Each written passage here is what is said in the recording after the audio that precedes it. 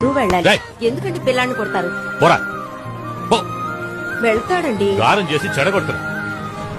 అమ్మా ఆ? నాకు సైకిల్ కొనిస్తావమ్మా? రేయ్, ఎందుకు చదవకుండా ఊరి మీద తిరగడానిక? చెప్పు చిరిగిపోతుంది.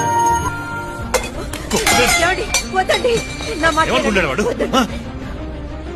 నేను పూజ మీద చేసి ఫ్రెండ్లీగా సపోర్ట్ చేసే తండ్రిలా ఉంటావు అనుకున్నా. నా కోసం ఏం చేసావని నువ్వు నీ బాబుని అడిగావు. ఆయన కోసం ఏమీ చేసుకోలేదు. అదే ఆయన నీ కోసం చేసింది.